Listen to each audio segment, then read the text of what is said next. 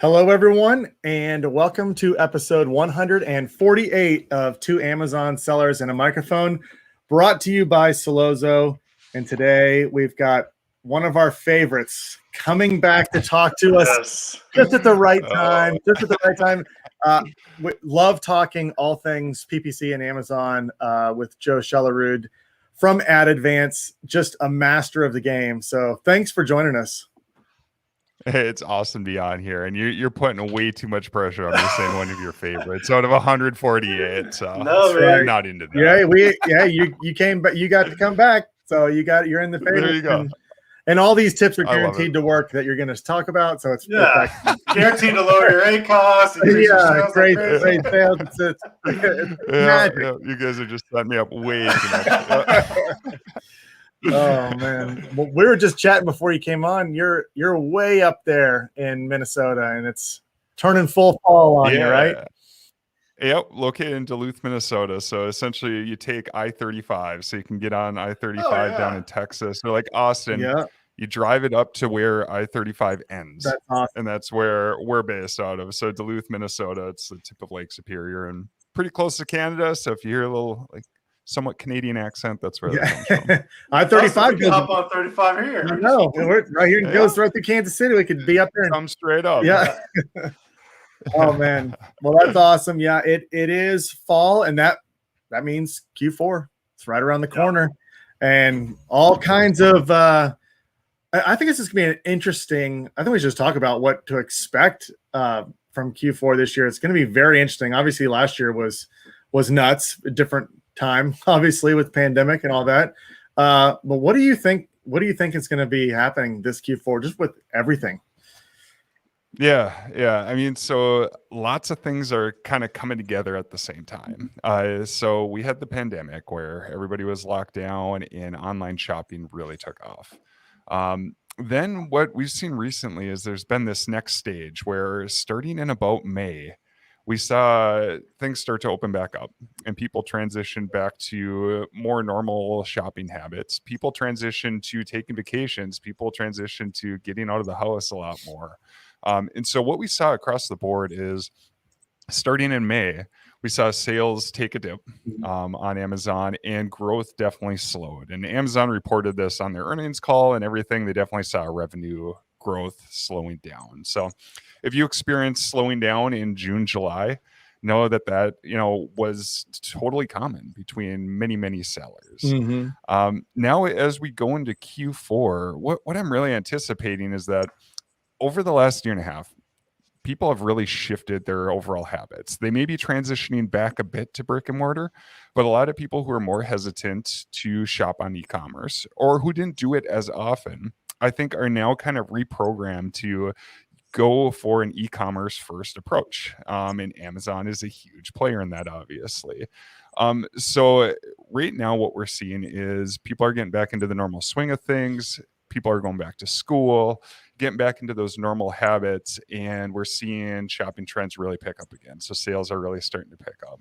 And so what I'm anticipating for Q4 is that we're going to see a really strong Q4. More people are going to be going back to brick and mortar, but a lot of people have transitioned those habits to e-commerce, to Amazon.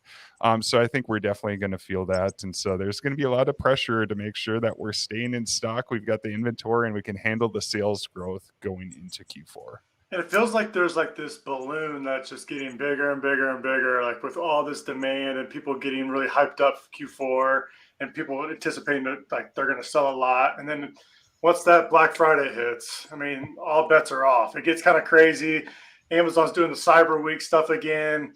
They're doing all these deals, and people have just got to be ready for it. And that's where we've talked about in the past, like having listings ready, like making sure your listings are vital and have the best keywords and images. These are all things that need to be done like well in advance of even Q4, right? Like you need to be focusing on getting your listing all optimized even before you start to focus on Q4. Yep. Yep. And honestly, getting your listing optimized before you really start thinking about advertising in general. So this kind of applies across the board, but going into Q4, it's going to be extremely critical.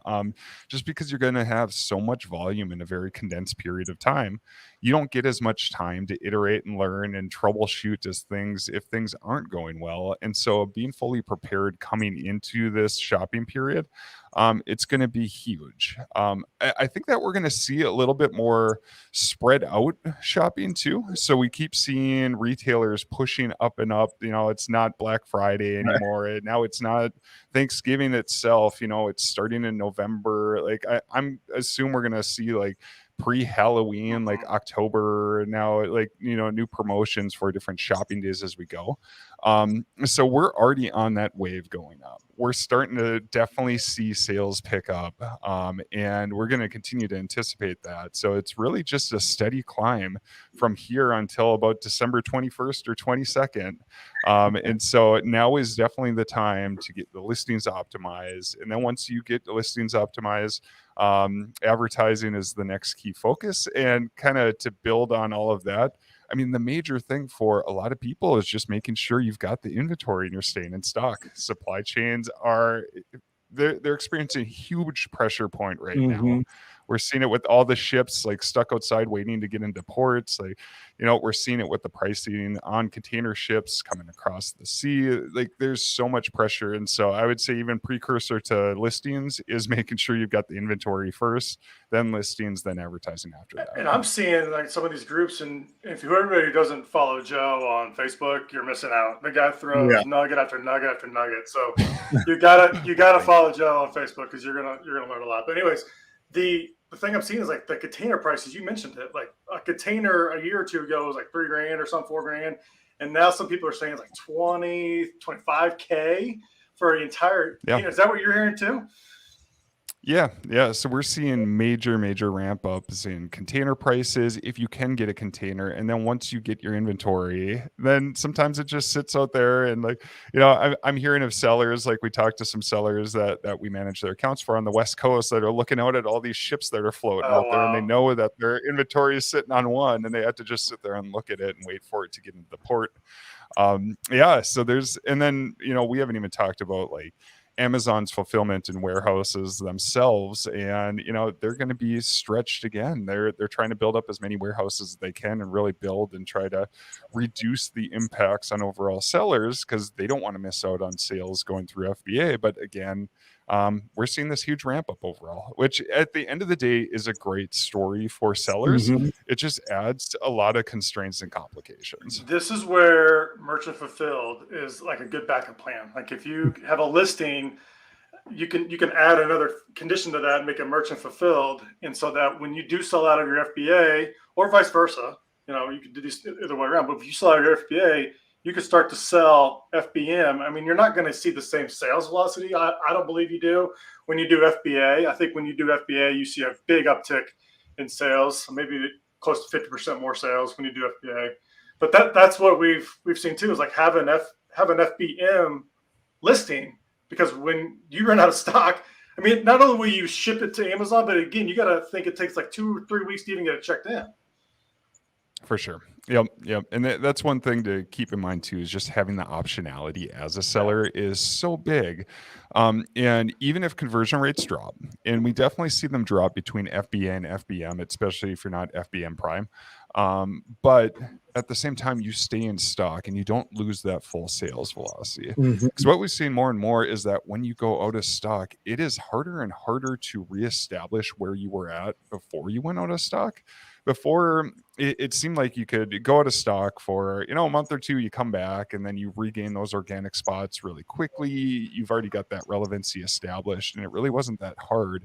Now what we're having to do for a lot of different clients is that when they go out of stock, we have to really focus on, it's almost like relaunching the product. I mean, you've got the reviews there, so it definitely helps out and you can launch it a lot quicker, but we're having to implement like a full launch strategy again, which for anybody who's launched a product knows it's an expensive proposition. And so you want to avoid it at all costs. And so having that optionality there between FBA and FBM, I think it's a great way to go to. I'm in that situation right now. I was telling Chris all about this. I'm relaunching a product that's just, over 1,000 reviews, super high relevancy. I mean, just a lot of history on Amazon, but it's a long haul here to get this sucker relaunched. Sure. So yeah, and I think also on another note is the check-in times and the FC transfers are taking a lot longer in my experience, at least with what I'm dealing with. So it's actually harder. And that's why the FBM option is so nice, because it's harder to time. Like, when do you need to replenish your inventory? Because you don't know how long it's going to take. Sure. And if you've got a fast selling product or something, it's hard to make that balance. I feel like, for sure. But yep.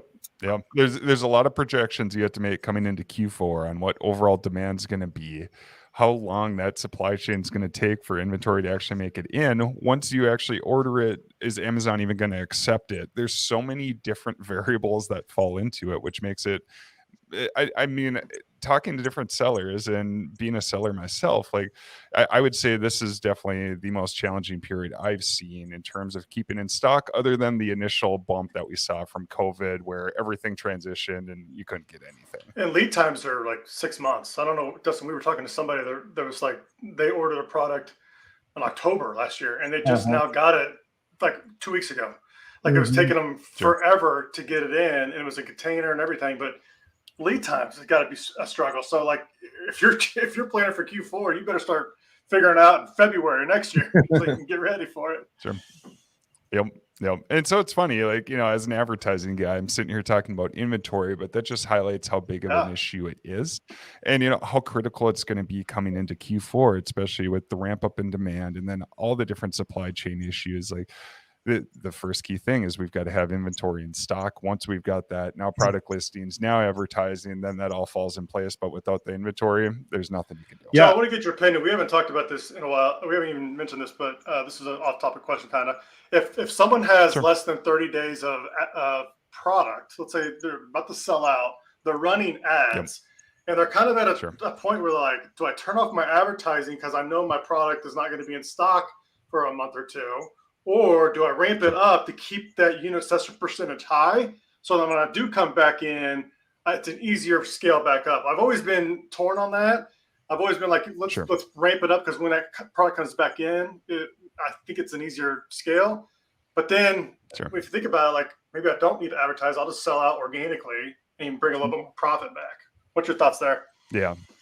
Personally, I would sell it organically. And the key reason is that you're giving up a lot of margin to go out of stock earlier.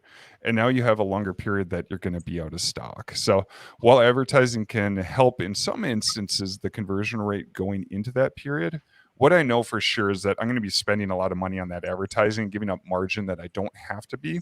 And I'm also making myself go out of stock earlier.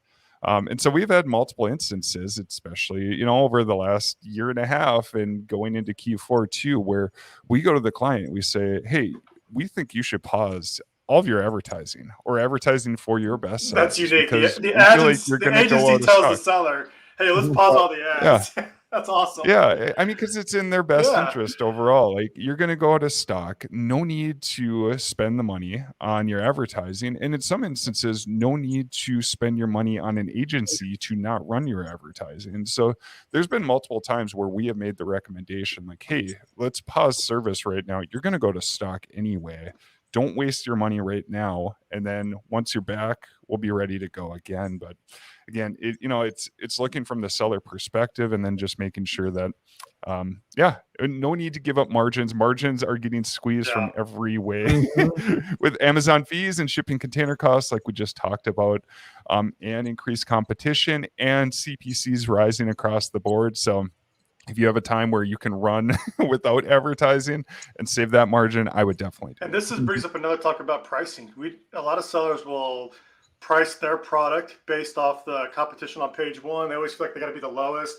And so, you talk to sellers, that's not talk to sellers, and it's like, when's the last time you raised your price? Oh, I never raised my price. Like, you should raise your price. Like, raise your price $1 and do that every week for a couple of weeks or even a month, just because you're going to bring back some more profit. And if you lose rank, just lower it back down to what it was. Or I think, and you know this as well as we do, like we lose focus on the pricing because we feel like we have to be the cheapest because we feel like that's what's going to get us the most sales. Is that, do you see with your clients as too?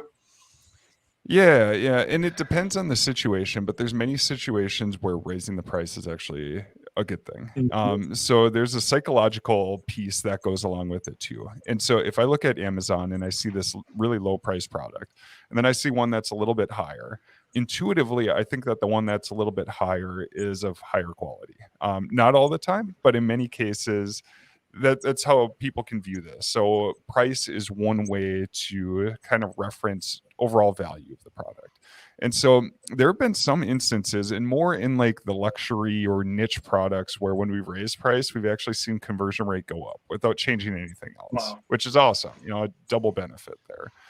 The other piece to keep in mind too is that if you can raise your price, and say people don't get that psychological benefit, conversion rates will probably go down a bit, but we don't know exactly how much. It could be significant or it could be minimal.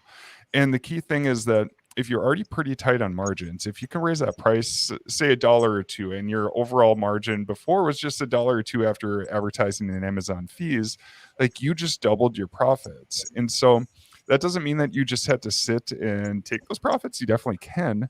But another way that you can use it is you can reinvest and then like invest in, say, some really high performing advertising. So say I take that extra $1 or $2 of margin and now I put it into sponsor products, top of search advertising for some major keywords that I want to rank for. And now I can invest that, and I get these really high converting placements, which can help my organic ranking, which can now actually help improve overall volume, and I'm getting a better margin for that. So, it's just one piece to keep in mind too, that price can be tied into, if you can raise your price, general conversion rates may drop, but now we can reinvest in other pieces that can really help that organic ranking, which is going to drive the majority of your profits anyway. So that's one way that we like to look at it too. And Chris, like you're saying, you've got to test the price impacts because it definitely depends on products too. Conversion rate is a key metric to look at. But then also consider, how can I reuse this profit that I just made to help improve organic ranking even more, drive more volume, and help increase overall profits? Genius. It is. A lot of people, when they get concerned about their ACost, I think the only way to lower it is to either reduce ad spend or whatever. But if you raise your price and your sales stay the same, you just lowered your ACost. Exactly. You can, like you said, have more profit. And I like that idea, though. I mean, it's like a lot of people say, well, I just don't have the budget to try to rank for that keyword. Well, maybe at a different price point, you've opened up that budget right there. Yep.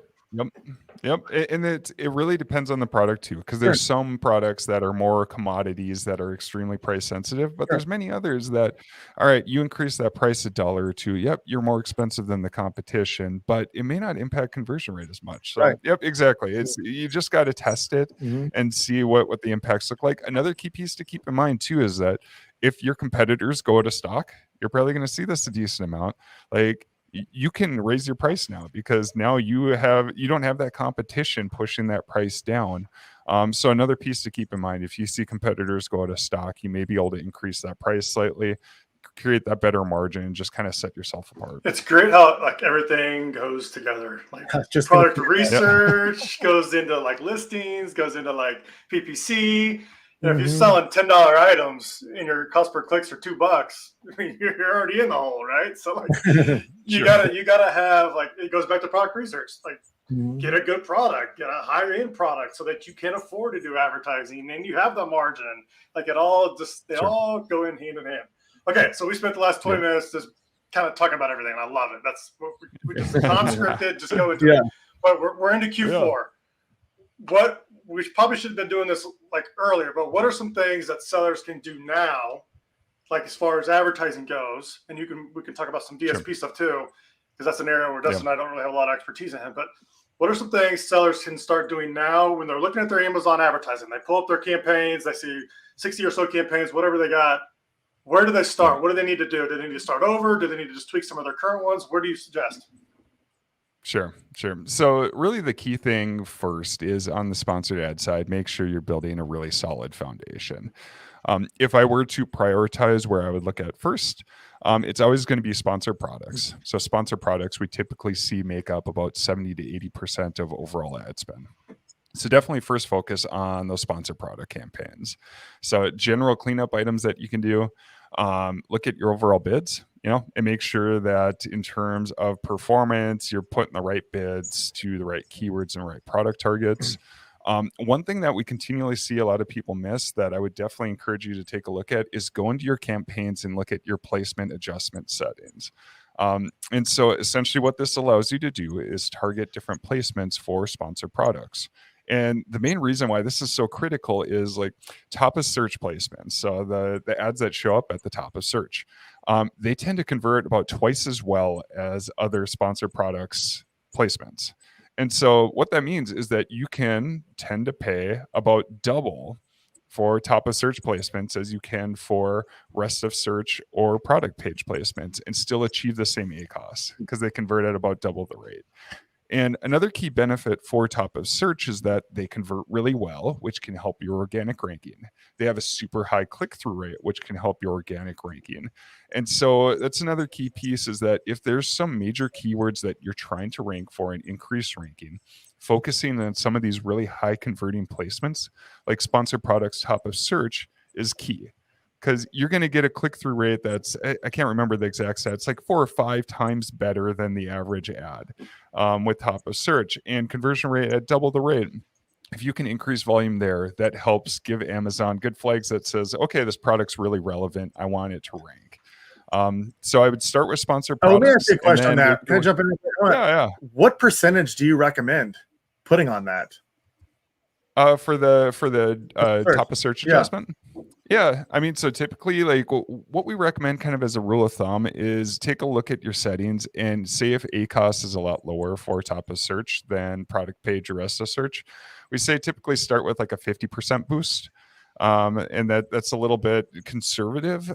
In general, we have a ton of campaigns that are running 100 plus just because of that conversion rate boost that we're seeing. And we also segment by strategies for our different campaigns. So like we have a typical like discovery campaign funnel structure that's going to have a little bit different placements, but for like ranking campaigns, these are manual campaigns that we set up and we focus on highly relevant keywords that we want to increase ranking for.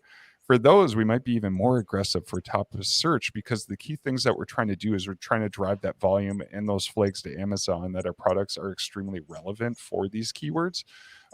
So for ranking campaigns, we'll go a lot higher on top of search in many cases, and we can adjust our bids down in some cases. So we're just targeting top of search.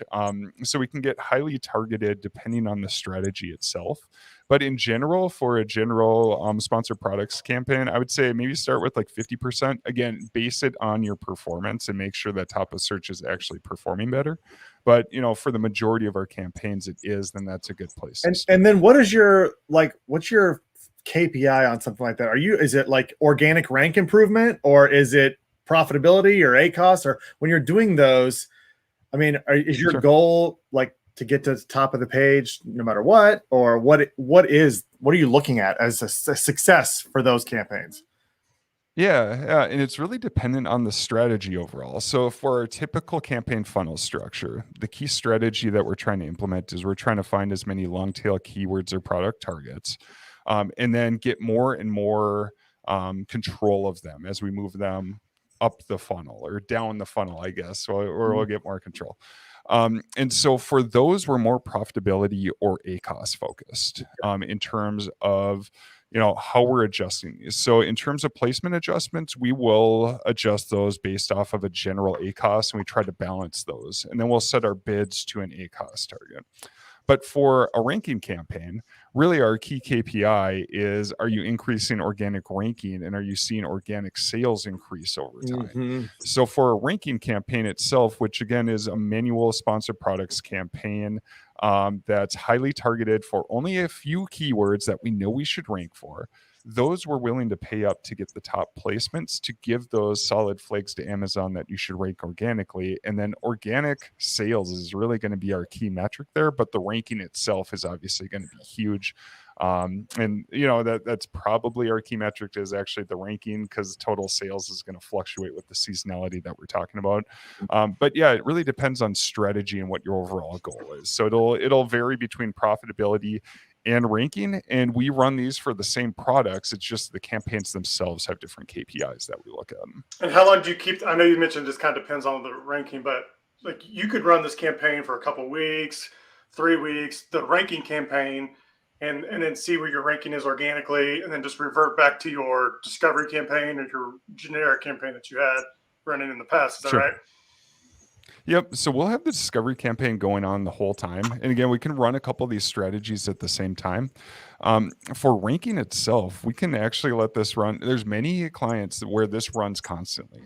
And the key reason is that we found if we let our foot off the gas for these ranking campaigns, somebody else is going to step in and do what we were just doing. And now they're going to get those good flags. And then you don't see it immediately where organic ranking starts to go down. But over time, all right, shoot, we just lost the bestseller badge. And we look at what we're doing.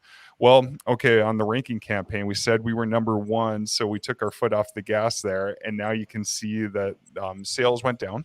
And now ranking went down over time. So it's more in competitive niches, like say, for instance, supplements. Like that's where it's like, we count on 100% ranking strategy where we're being aggressive for some of these supplements because it's so competitive. And so it really depends on the competitiveness of the area too. I'm just so I asked that question because I wanted the answer for me. Like that's my product. I'm in a competitive niche, relaunching this product. Yeah. I've got ranking campaigns going, and it's going to just take a little bit, and it's going to take some money to get these back to where they were. But if that's my goal, then it's going to pay off in the end. But it's easy to get concerned, probably on that way up. You're like, oh, I'm spending. My ranking is moving a little bit. The needle's moving, but if you stick with it, like you said, I feel like this is a niche where this ranking campaign may never stop, but the organic sale impact from being at the top could be more than make it worthwhile for sure. And I like how you keep it running. Like you just keep it running and you just move either your bids down or you just move the placement around. Keep it, if it goes 500, move it down to 400 or something. Just keep it active. That way you can have that history there with that campaign in the long run. Like that. Yep. And in more competitive niches where we're keeping it running constantly, it's just really testing again. And so it's seeing how much we can take our foot off the gas, because when you're running these campaigns, you're giving margin away in hopes that you're going to create organic sales. And many times we see that, this definitely pays off. But there's other times where we want to throttle back a bit. And another piece too is that for ranking campaigns, what I see is some people try to target too many keywords at once. And so, if you're having heartburn about the budget that's going to these ranking campaigns, what I would say is just focus on 1 or 2 keywords, dominate that, get their ranking up. That you can afford that. And then once you get that established, now maybe you can let off the gas on those initial keywords that you just ranked for really well. And now you can start focus more of that spend on some other keywords. So I would say don't get too broad, just focus on a few. And then you can always, increase the number of keywords that you want to establish for these ranking campaigns. Here's a question, just in terms of, you see a lot of accounts. When you do laser focus, let's say you focus more on just like 2 slightly longer tail keywords for this ranking right now, and you're going to expand later as you get money. Do you see an organic impact increase on other keywords that are related to that, or just that one keyword that you're targeting? Yeah, sometimes. And the tricky piece about this is that, so I'm an engineer by background. I'm a chemical engineer. I love direct correlations. I love math that directly ties together. And the hard thing with ranking campaigns and organic ranking in general and how advertising impacts it is it's not a direct correlation. And so that's what makes this really tricky. And then the other piece that makes it really tricky too is that the impacts are not immediate. And so, for instance, you get a ranking campaign going, you're spending on it for a week or two, and you're looking at all this money that's going into the ranking campaign, and ranking hasn't really moved. But then week 3 or 4, now you start to see it move up quite a bit. It's the same thing on taking our foot off the gas and not being as aggressive on the ranking strategy, is that you don't see immediate impacts, but you'll see it over time. It's like, okay, we're not being as aggressive. And then 2 weeks later, now we just lost the bestseller badge. And now you can see organic sales drop off quite a bit because I don't have the bestseller badge. That's what's tricky, is it's not an immediate impact. And so we have to take a longer term viewpoint on these strategies. And then the other key piece is just testing, and then reviewing what the results look like, and then learning from that as you go, because it does impact each product in each category differently. On these ranking campaigns, are you playing around with that budget balancing feature that Amazon has where they can increase your budget? Have you guys done that at all in the sponsored product where they have that budget beta thing they just rolled out? Sure. Yeah. So we haven't used that as much, and the key reason is that we had already built in like a budget feature into our software. So we have our own internal software that we develop.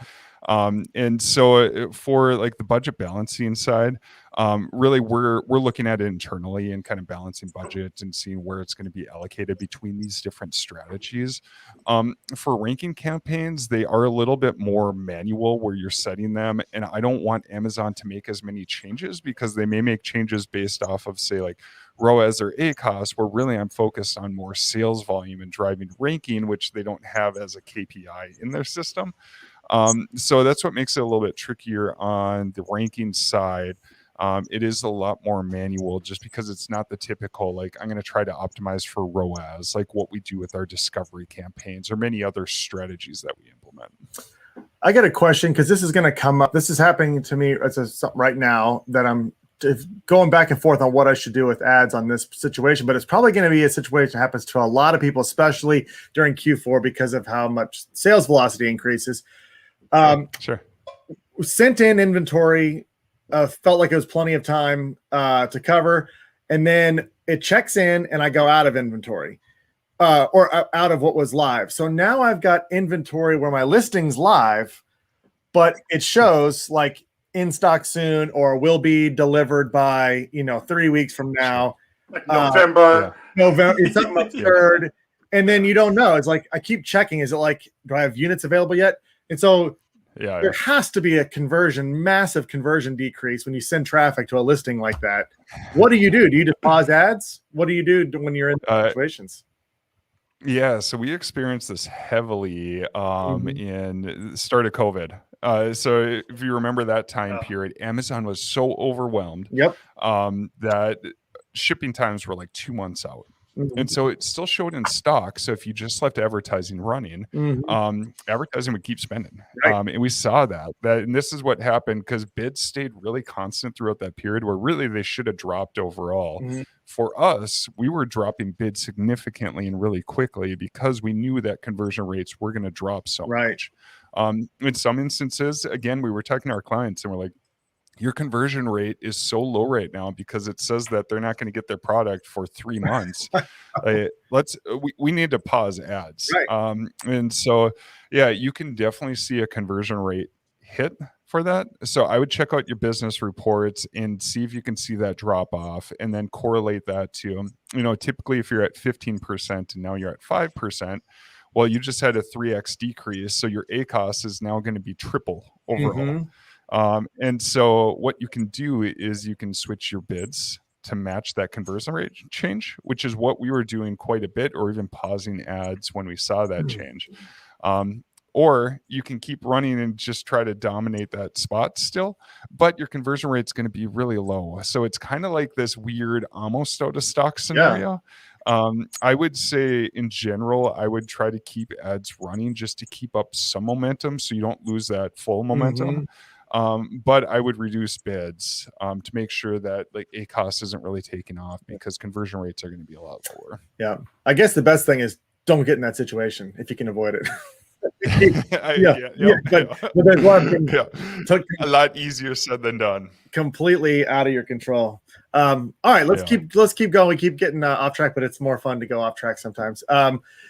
So things that people can do to ramp up for Q4. Well, let's talk a little bit about DSP. Let's go there, because this is always interesting to me. There's so many options. Like Chris mentioned, we're not involved on a day-to-day basis in DSP. You are. You got your you got the pulse of what's going on there. So let's talk a little bit about it. Yeah. So DSP is really ramping up. And if you're a seller on Amazon, I would really start paying attention to it. And the key reason is that Amazon, just taking a step back. So if we look at Amazon as a company, Amazon has their e-commerce wing, which everybody thinks about for Amazon. But you also have Amazon Web Services, which is actually what we host our software on, used as the backbone of much of the internet. And then you have Amazon Advertising. And Amazon Advertising is becoming a huge profit driver for Amazon as a whole. And so what Amazon as a whole is looking at is, all right, e-commerce wise, margins are pretty low, but advertising, man, that's like 100% margin. So it's not quite, because they have to support it and everything like that, but huge margins there. So how do we increase our advertising? And one way is through Amazon DSP. And essentially what DSP allows you to do is take insights provided by Amazon, whether it's search history or purchases or different things like that. I can never see any individuals, what they're doing, but I can group people into different audiences. And from that, Amazon works with a bunch of third-party publishers. So just picture like weather.com. If you've ever seen an Amazon listing that pops up in a banner to the right side that you were just looking at, what you're experiencing is probably a DSP ad. It may be a sponsored display retargeting ad, but in general, it's probably going to be a DSP ad. So Amazon, if you look at DSP as a whole, Amazon allows you to advertise both on and off of Amazon. Create these audiences using Amazon's data on consumer shopping preferences, and then show your ads both on and off of Amazon through their third-party network, but also through all the different devices that they're buying up or creating. So Amazon Fire TV, you can show a video on that. IMDb, they have IMDb TV.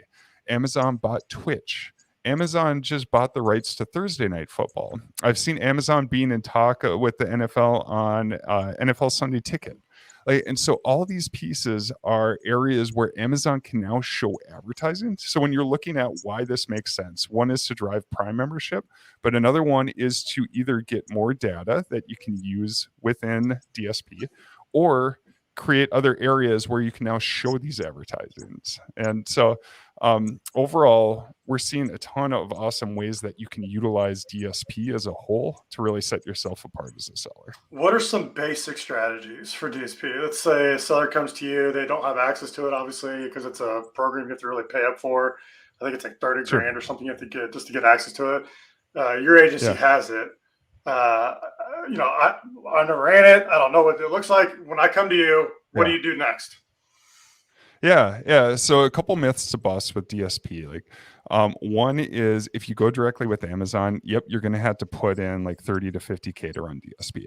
If you come to an agency like us, we get to pool all of our spend together so we can get you started. We're starting sellers at a couple $1,000s a month to kind of prove out the platform itself. And then as we see results, we can scale that with them. So in terms of strategies, we can start with the bottom of the funnel. And another myth to bust. So I've heard of a lot of people who go to Amazon and they give them 30 to 50,000. And then Amazon says, great, we can spend that. Like, you sell sporting goods. Like, we have a whole audience of like 5 million people we can target for sporting goods.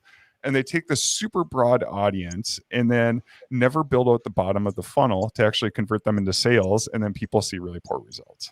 So if you've ever got burned or heard of somebody got burned from DSP, it's because they probably went with Amazon and they spent their money really well, but they went with this really top of funnel strategy. So in general, for strategies, like what I would recommend is like retargeting. So it's kind of like sponsored display, but you can add in even more customization. So if somebody visits your product detail page, but they don't purchase, let's retarget them with ads and remind them to purchase. Or if you sell, let's say, a consumable product, so repurchases. So somebody buys my product and I know that they typically go through it within a month. Say if they haven't come back and repurchased from me, now I can show them an ad, say 35 days out, just reminding them like, hey, you're probably out. Like, come back and buy some more from us. Or cross purchases. So if you built up a really solid brand, say I sell running shirts, I can show people my running shoes or my running shorts, where people can see these other products they're already familiar with my brand. And then you can keep working your way up the funnel, like conquesting. I can actually see who's visited my competitor's page. Again, I can't see, but I can create this audience on somebody who's visited my competitor's product detail page, but didn't purchase from them. I can now target them with an ad both on and off of Amazon. So it just gives you so many insights that you can create for these audiences that you don't have with sponsored ads. And that's why we've been seeing such solid returns with DSP. Super simple. Really, and those that are selling those, consumable items. I mean, that's an easy, I think that's an easy victory. If somebody doesn't buy it for 30 days and they're on weather.com, oh, I need to get that. I need to reorder it. Or I go to your cart and you add it to cart and then you leave. Like that's the kind of things that DSP has the power to do. You can just retarget things. And they're trying, and I've seen a little bit of it in Amazon or sponsored display.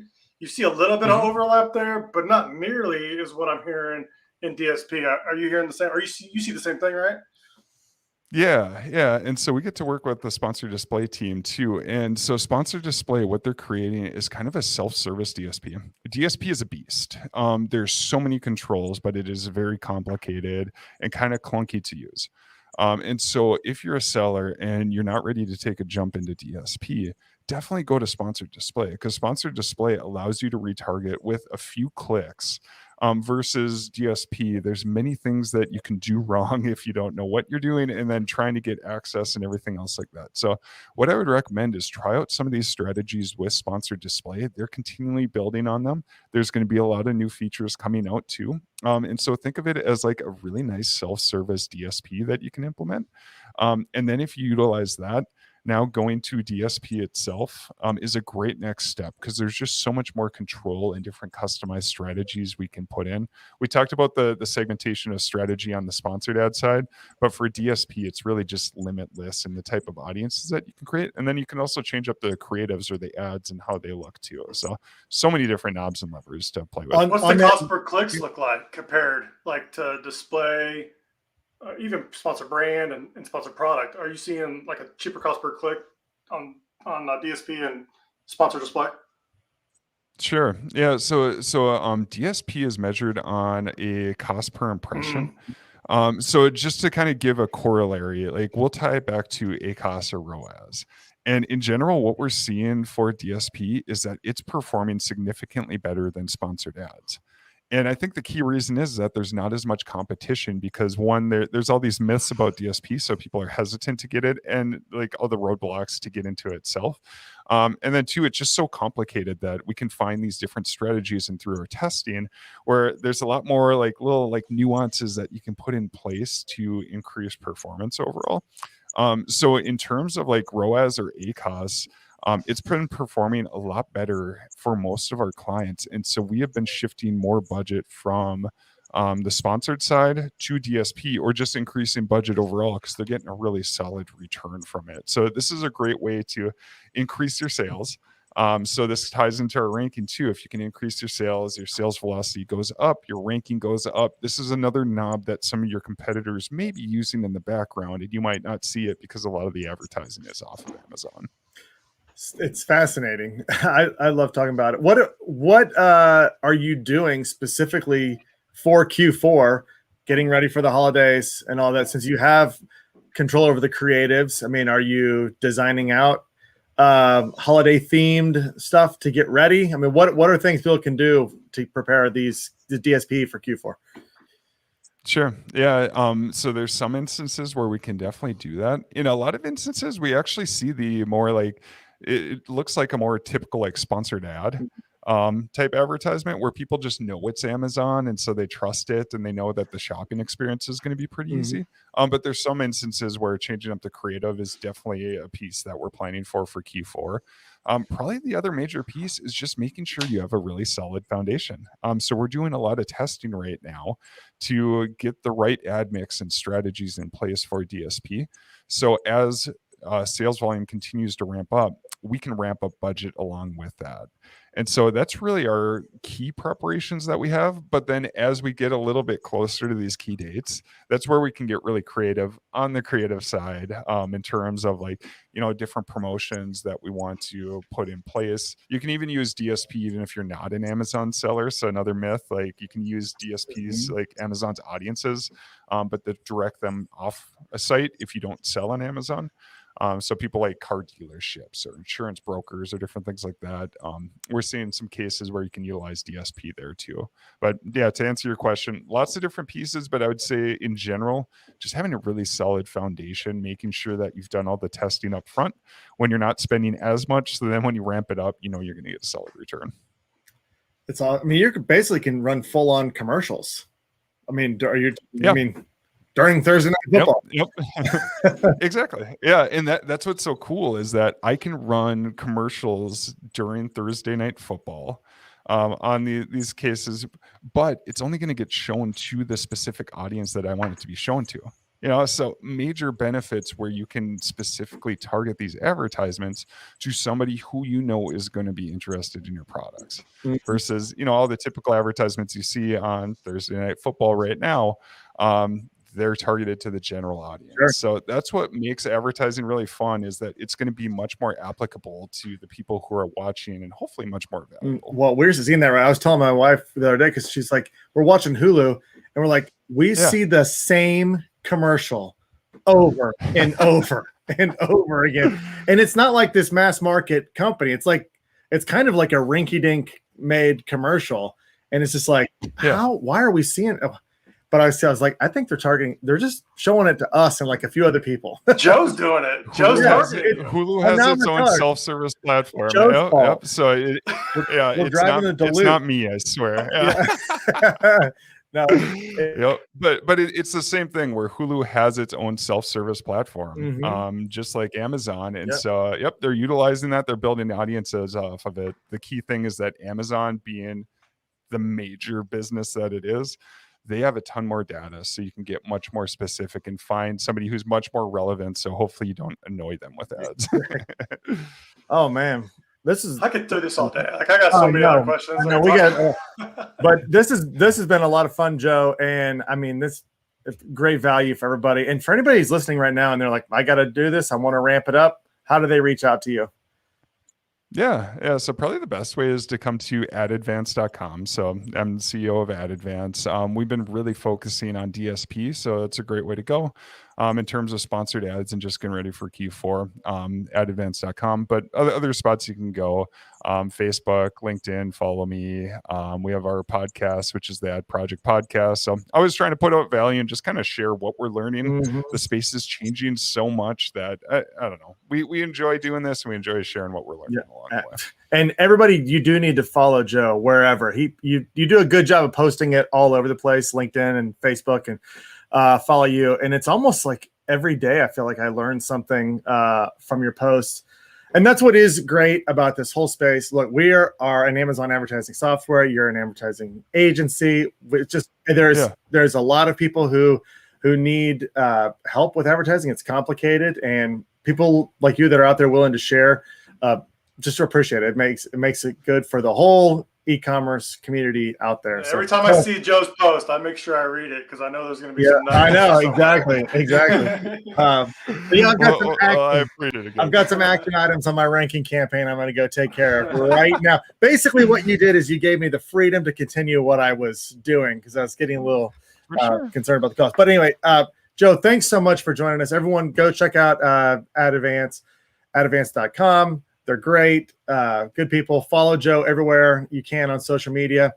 Also, if you like content like this, make sure you're subscribing to this podcast, or you can go to Sellozo's Facebook page, LinkedIn page, YouTube channel. We live stream these every day. You can see the recordings of them. So make sure you subscribe, like, and turn on notifications to all those as well so you can see it. And if you're managing your PPC right now yourself and it's a lot of work and you're overwhelmed and you'd love a way to automate that process, you can go to sellozo.com. Would love to talk with you. You can book a demo with Chris or myself. You'll get one of us on that call. We'll walk you through everything. We'll talk anything Amazon. Obviously, like we're talking about it. We can look at your listings. We'll make sure that you're ready to go for ads. So make sure that you do that as well. We have a 14-day free trial. It'll change your life to not have to make daily adjustments all on your own. So make sure you check that out. Joe, thanks for stopping by. Everyone, happy Q4. Let's make it the best one ever. All right. See you, everybody. We'll talk to you soon.